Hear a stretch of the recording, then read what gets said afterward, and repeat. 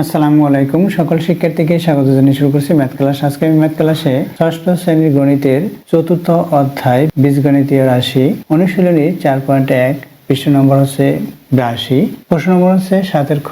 এই অঙ্কটি সহজে সমাধান দেব। তাহলে দেখো এখানে খ নম্বরে দেওয়া আছে এক হালি কলার দাম x টাকা হলে নম্বর 1 5 হালি কলার দাম কত, 12টি কলার দাম কত। দেখো নম্বর প্রথমে 1 দেখাচ্ছি।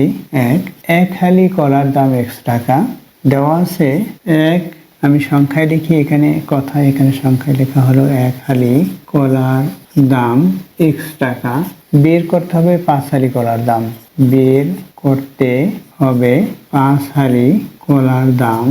এখন এক হালি কলার দাম x টাকা, অতএব 5 হালি কমা চিহ্ন ব্যবহার করি, একই কথা না লিখে কলার দাম কি হবে, এক হালি কলার দাম যদি x টাকা হয় 5 হালি কলার দাম বেশি হবে, কারণ এখানে হালি পরিমাণ বাড়ছে।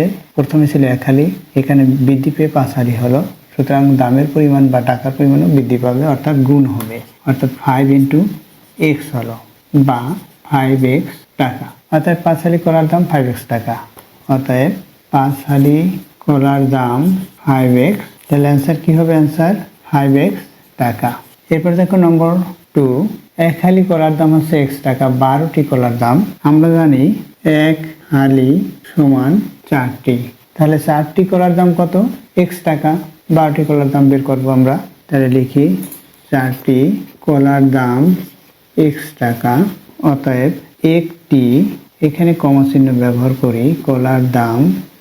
দেখো 4টি কলার দাম x টাকা, একটি কলার দাম কম হবে, সুতরাং ভাগ হবে কত, এখানে এই x কে এখানে এই যে 4 আছে 4 দিয়ে ভাগ, এত টাকা, অর্থাৎ 1/4 টাকা।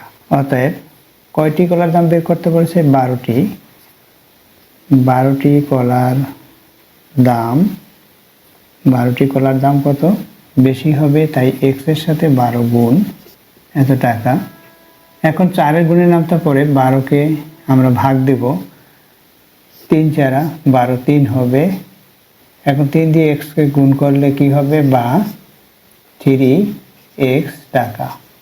এটা হলো 3x টাকা, অর্থাৎ 12টি কলার দাম 3x টাকা। এটা উত্তর। তাহলে উত্তর কি লিখব, 12টি কলার দাম 3x টাকা, এটা লিখে তারপর অ্যান্সার 3x টাকা। দেখো এই অঙ্কটি বিকল্পভাবে আমরা আবার করতে পারি।